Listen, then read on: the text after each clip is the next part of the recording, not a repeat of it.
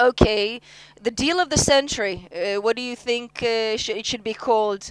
The brilliance of the century, the joke of the century, the what of the century? What should we call it? Maybe the spin of the century. Maybe not spin, but let's not be dismissive. But I believe that this plan, and I've read the plan. I sat all night and I read the 181 pages. Yes, I know, but I read it through. I'm not going to belittle it, but in the way that it was stated and the timing it was presented and its unilateralism, it's not a good plan. Okay. So let's ignore the fact that we're in the middle of election period, and I can tell you on a very cold sort of view of the state level. There's a very pro-Israeli administration in the United States, and at the end they come out with this plan that completely changes the parameters that have failed previously to bring any kind of progress. And this plan it recognizes the reality as it is right now, so it's a lot more realistic in that sense than all the previous outlines. If we look at the plan in its entirety, can it be an opportunity to begin negotiations? Okay. If we look at this plan and the next government that we want to be hopefully part of. And this plan would be used as the basis, the foundation for negotiation. And we said, okay, there's an American proposal on the table. I mean, the agreement is not between Israel and America, it's between us and the Palestinians. So let's sit, us Israelis, with the Palestinians, and let's talk about the details. And by the way, that's what Trump said, more or less.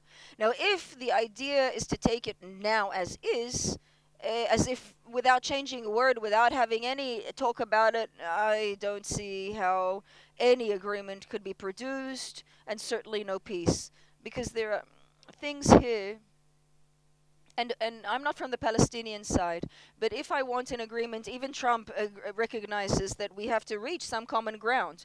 So there are things here that no Palestinian would accept. For example, annexing all of the Jewish settlements, including the most isolated, all of the Jewish settlements, tens of dozens of percentages of the overall territories, sort of closing off roads and areas. It's not a map. It looks like a series of enclaves. That again, look, if you get to this point through consensus or agreement with the other side after going through some kind of state process and the other side agreed, such as there was the peace agreement with Egypt, with Jordan, the Oslo peace agreement, all of this done was consensual, then you can come to compromises. But the moment that you place this kind of proposal without even talking to the other side, I think the chances are almost nil that anything good would come from it. So if the Blue and White Party next week bring this before a vote, you oppose it? Because I don't know, it was the fruit, the fruit born of the forbidden tree. We shouldn't talk about it, or because it wasn't proposed properly. Because this is beginning a narrative that we haven't seen in years. It is fruit of the forbidden tree because a month before elections, and you have a prime minister that's, and it's not an interim government, it's an interim of an interim of an interim government, and then on top of all that, he's being indicted in the courts on serious offenses. I don't think that the prime minister is ready for any real serious deal.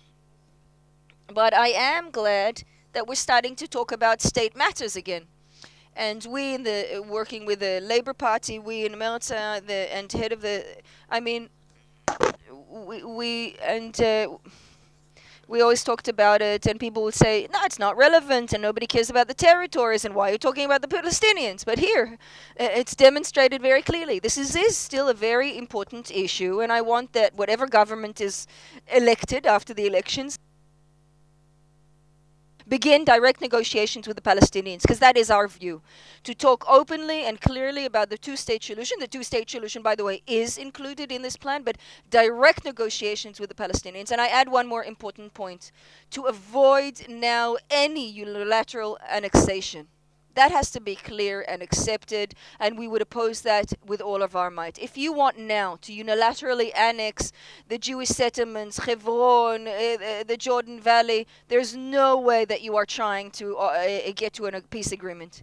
So you're talking about direct negotiations with the Palestinians. So maybe you can refresh my memory, because I didn't recall. When have you met or talked recently with the chairperson of the Palestinian Authority or senior officials. I mean, Amir Peretz just did it recently, but the Israeli left really hasn't done very much in the last year to show that there are alternatives, there are partners we can talk to.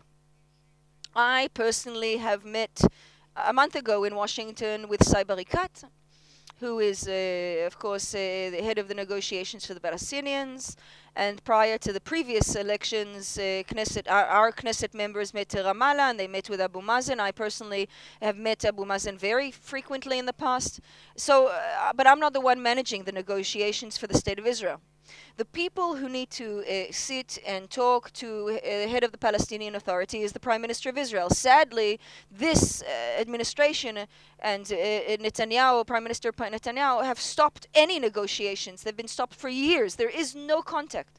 So in this situation, saying we don't have Palestinian partners when you yourself are not even trying to talk to anybody, okay, I'm talking from the Israeli perspective now. I'm not from the Palestinian party, okay? I am Israeli. I talk for Israelis. If we want Israel to be democratic and Jewish, that's the Zionist vision. A Jewish democratic state, we cannot annex millions of Palestinians because we won't have not a Jewish state, not a democratic state. We'll live in some kind of weird apartheid state. So I am calling on Benny Gantz at this point in time. Benny Gantz, who we support, of course, and we want him to be our prime minister, and we've recommended him twice already. I call on Benny Gantz to state very clearly that he and the Blue and White Party are completely against any immediate unilateral annexation, and anything that comes from this plan must be discussed after the election within negotiations, direct negotiations with the other side. Okay, so Benny Gantz, in your opinion, should say that they are against unilateral annexation, but even within your party,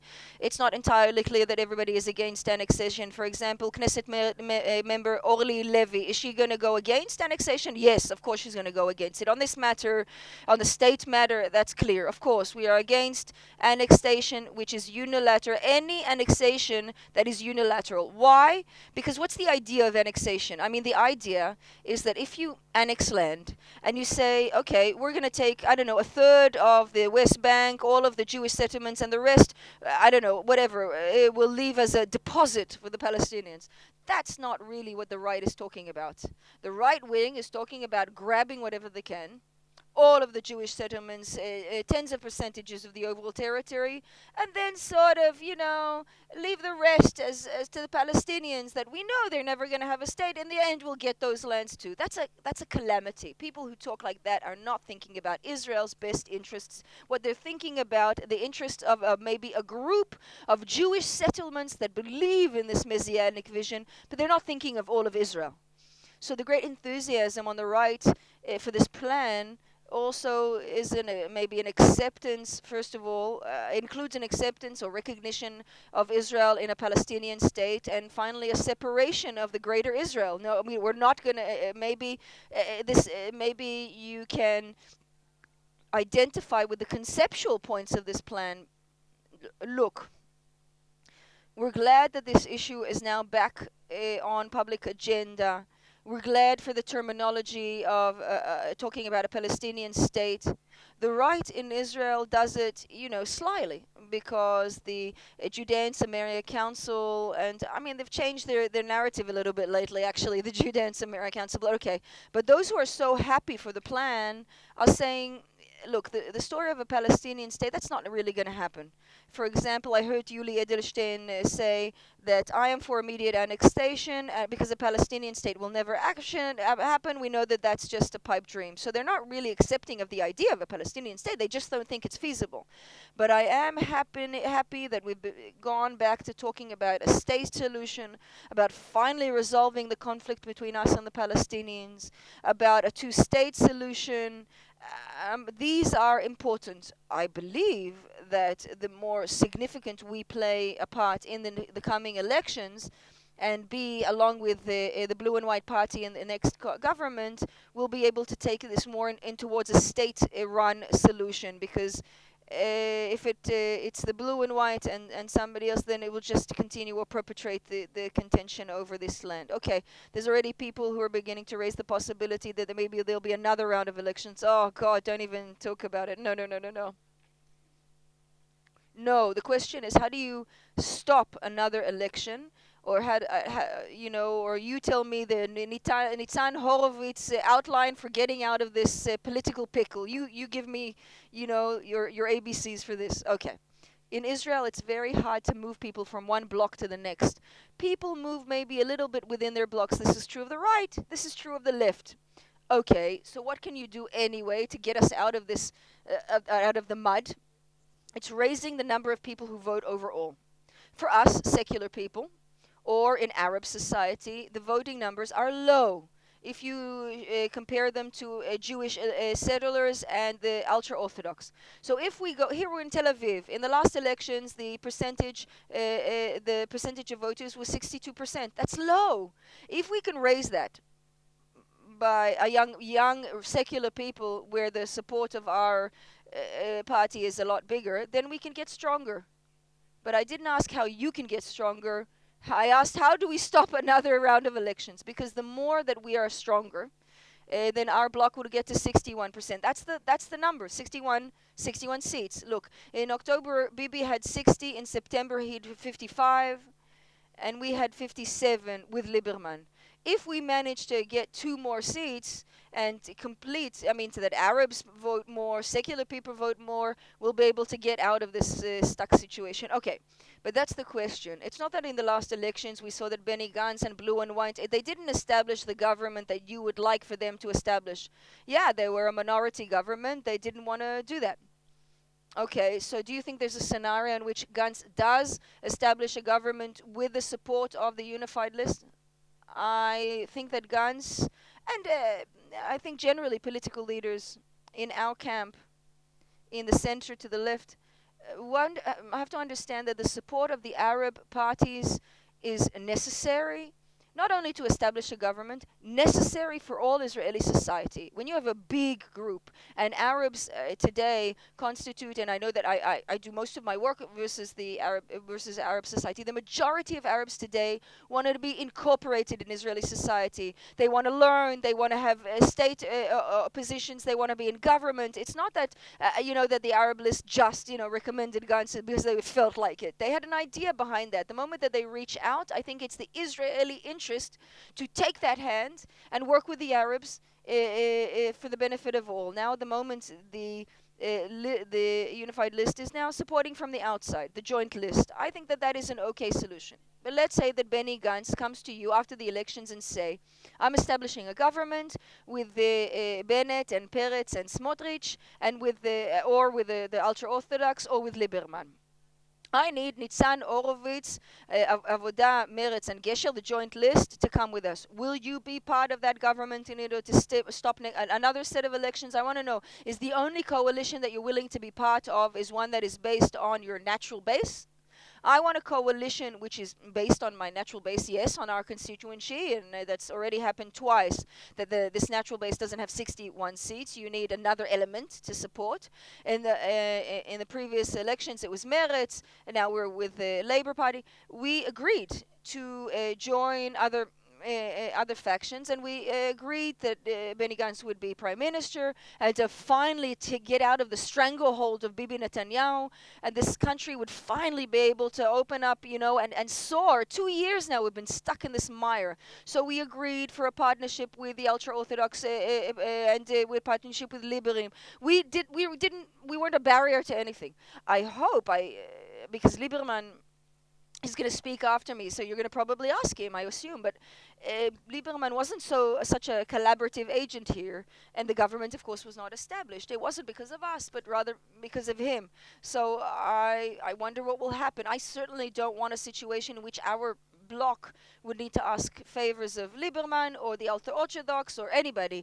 I hope that we have 61 seats and we'll be able to just establish a government. Okay, if the only way to stop another round of elections is that the left joint list come together, will you do that? We did come together 2 weeks ago. and the vibe is positive so far, and people in our constituency is showing very good positive we just launched the campaign one last night. We had 1,000 people, so everybody says that we're so sort of sour and grim, but actually a really excellent energies, lots of optimism, and as much as it's in my hands and in Amir's hands, certainly this connection will continue on after the elections. In your utopia, as chairman of Meretz, will the joint list or part of the joint list be full members or in the government? I believe so. I don't think anything bad will come about that. I think maybe it would be good if we had, I don't know, an Arab minister of education or an Arab minister of health. Why not? I mean, why not? So what do we need for that to happen? That we have that the joint list. We need to get over a mental block, really, that I identify it in some parts of Blue and White, their party, that there's maybe a fear or a trepidation. And I'm asking, what's the problem if we have an Arab minister of economy or I don't know, an Arab minister of tourism? How will that be bad? I mean, we have capable, good people, Arabs who are great, who can do these jobs. Why not? Let's be open to those things. Come on. I mean, it's more than 20%. Arabs constitute more than 20% of this country. Can we let go of the old view? But you have given up your top senior positions in the list, right? But let me just ask for a second. When the left wing list gives up on minority representatives in the first 10 slots, what kind of a message does that send? And how does that mean? First of all, we didn't give it up. For us, we choose people in primaries. It's not our Arab representative was elected to his position. This is how it is. We simply elect people. We don't appoint them. And after that, it was clear. I'm sure that we had Arab Knesset members on our list, and even in the early days of Meretz, and even Mapam earlier than that, really old history. So now we have maybe 10 in the polls, and Isawi French is in, and I believe that the people after him as well. In any case, that's not the point. Is to have a Jewish-Arab alliance. I mean, I told you that I spent a lot of my time among the Arab population. We have lots of active members and Arab members. We want to reach that population more. Okay, final question. Looking to the future, what do you think is the most urgent thing we need to deal with? Let's say that we have a government in a couple of months, in March. What is the biggest challenge this new government, in your opinion, faces? I believe that the government that will be established in Israel, assuming that it's a government appointed that is founded on the center left, I believe that this government really has to talk about the state process seriously, to take advantage of this momentum and begin and to get to a solution. Because at the end of the day, when you look at the overall factors, when you look at this country of ours between the sea and the Jordan River and all of the peoples living in it, look, we've already come to an agreement. Look back. We have a peace agreement with Egypt and one with Jordan. We have agreements with the Palestinian Authority that have been working for many years. We have understandings with other countries in the region. Now we have to take the step forward and resolve the conflict with the Palestinians. And I believe that a government that we are part of will be able to go in that direction and advance pretty quickly, because at the end of the day, everything is clear. We all know what's at stake. Both sides understand. I think we can leap ahead, and I do believe that we are good partners. And I believe that there are partners on the side. So maybe the deal of the century is a step in the right direction. Will I be able to get that out of you? I don't know if this plan will be make the next government to be elected choose and opt for to begin again to talking about a two-state solution. I would be very happy to be part of that. If this proposed plan is just some facade for appropriating lands that Bibi Netanyahu wants to grab and gobble up before the elections, I don't know. Depends on where people take it. Thank you very much, Nitzan. Horowitz.